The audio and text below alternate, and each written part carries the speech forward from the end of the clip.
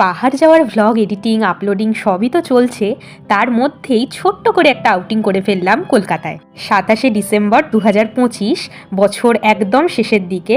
সেদিনই আমরা চলে গিয়েছিলাম আমি, মা, বাবা, আমার 2 পিসি, 5 জনে মিলে জোকা পৈলানের স্বামীনারায়ণ মন্দিরে।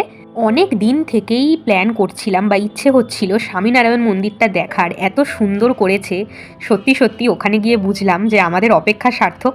ভীষণ সুন্দর একটা মন্দির, পরিবেশটাও ভীষণ সুন্দর, একদম চুপচাপ, মানে মন্দিরের মতো মন্দির, খুব ভালো লেগেছে। এই মন্দিরটা সকালে 7:30টায় খোলে, দুপুর 12টা পর্যন্ত খোলা থাকে। আর দুপুর 12টার পরে মন্দিরটা বন্ধ হয়ে যায় আরও প্রায় 4 ঘন্টার জন্য। তখন মন্দির চত্বরে আর কাউকে থাকতে দেওয়া হয় না।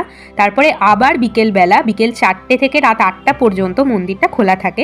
যারা সারা দিনটা মন্দিরে থাকতে চাও তারা সকাল সকাল চলে গিয়ে দুপুর 12টা পর্যন্ত থাকতে পারো। তারপর আবার 4 ঘন্টা কোথাও ঘুরে এসে আবার 4টে থেকে 8টা পর্যন্ত তোমরা মন্দিরটায় থাকতে পারো। রাতের বেলা আলো ঝলমলে স্বামীনারায়ণ মন্দিরটা দেখতে খুব ভাল লাগে।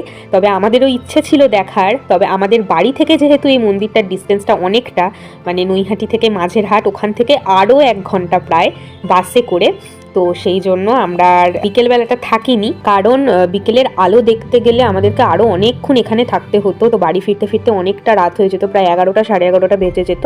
সেই জন্য আমরা সকালবেলাই খুব সকাল সকাল চলে গিয়েছিলাম। আমরা নৈহাটি থেকে 5:52 নৈহাটি বজবজ ধরেছিলাম। শীতের ভোর, ওই টাইমটা পুরোপুরি অন্ধকার ছিল।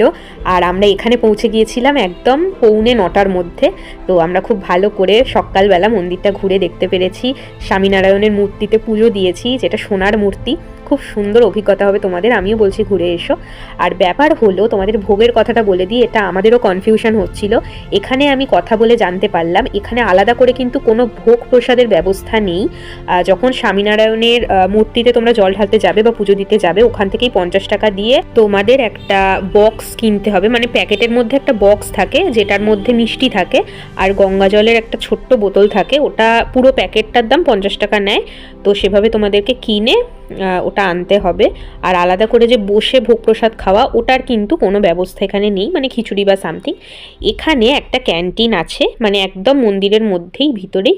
ওখানে ওই চত্বরে যে ক্যান্টিন আছে, ওখান থেকে আমরা খাবার কিনে খেয়েছিলাম। আর এটাই হচ্ছে সেই ক্যান্টিনটা।